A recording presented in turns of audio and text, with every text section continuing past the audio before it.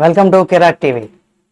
రేవంత్ రెడ్డి గారి పైన జగన్మోహన్ రెడ్డి గారు కొన్ని సంచలనమైనటువంటి వ్యాఖ్యలు అయితే చేశారు. ఇప్పుడు ఈ వ్యాఖ్యలు సోషల్ మీడియా కూడా వేదికగా వైరల్ అవుతున్నాయి. అంటే వచ్చే నెల 13వ తేదీన ఏపీలో అసెంబ్లీ ఎన్నికలు, లోక్సభ ఎన్నికలు పోలింగ్ అయితే జరగనుంది.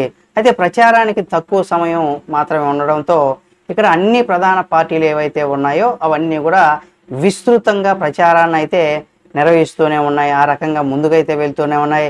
ప్రత్యర్థుల పైన మాటల తోటాలు అయితే పేలుతున్నాయి. అధికార పార్టీ పైన ప్రతిపక్షాలు, ప్రతిపక్షాల పైన అధికార పార్టీ నేతలు అయితే మాటల తోటాలు అయితే పేలుతున్నాయి.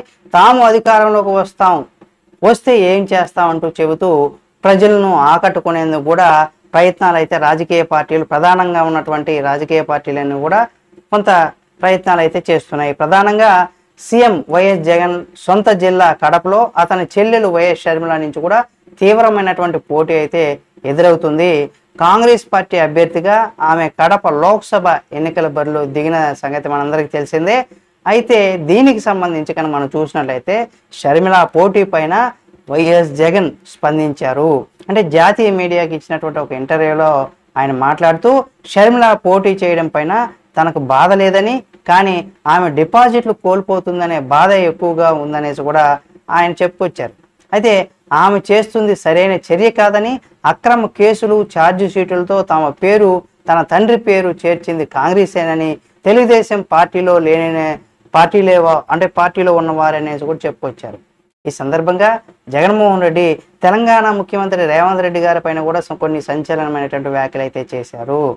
ఏపీలో తన చెల్లెలు కాంగ్రెస్ పార్టీని రేవంత్ రెడ్డి ద్వారా తెలుగుదేశం పార్టీ అధినేత చంద్రబాబు నాయుడుకు నడిపిస్తున్నారనేసి కూడా ఆయన ఆరోపించారు. ఇందులో ఎంత వాస్తవం ఉందనేది కూడా మనకు రానున్న రోజుల్లో తెలుస్తుంది. అయితే కడప లోక్సభ నుంచి కూడా వైసీపీ తరపున అవినాష్ రెడ్డి బరిలో నిలవగా అతనికి ప్రత్యర్థిగా కాంగ్రెస్ పార్టీ నుంచి షర్మిల, తెలుగుదేశం పార్టీ నుండి ఇక్కడ చదిపిరాళ్ళ భూపేష్ రెడ్డి కూడా నిలిచారు. వైఎస్ వివేక హత్యలో నిందితులకు ఓటు వేయొద్దంటూ కూడా షర్మిలతో పాటు వివేక కుమార్తె సునీత కూడా ప్రచారం నిర్వహిస్తున్నారు. ఇటువంటి తరుణంలో కడప లోక్సభ సభతో పాటు పులివెందుల, అలాగే కమలాపురం నియోజకవర్గంలో చెందినటువంటి ప్రజలు ఎటువంటి నిర్ణయం తీసుకుంటారు, ఎటువైపు ఉంటారు అనేది కూడా మనకు తెలియాల్సింది. కాబట్టి దానికోసం అయితే మనం ఆగాల్సిందే. ఆ నిర్ణయం ఎటువంటి నిర్ణయం తీసుకుంటారు, దీనిపైన కొంత ఉత్కంఠత అయితే నెలకొంది రాజకీయ వర్గాల్లో కూడా. అవినాష్ రెడ్డి ఖచ్చితంగా గెలుస్తాడనే ధీమా కూడా జగన్మోహన్ రెడ్డి చెప్పుకొస్తున్నారు. సీఎం జగన్ అండగా ఉన్నామనేసి కూడా తాము గెలిపించుకుంటామంటూ కూడా చెప్పుకొస్తున్నారు.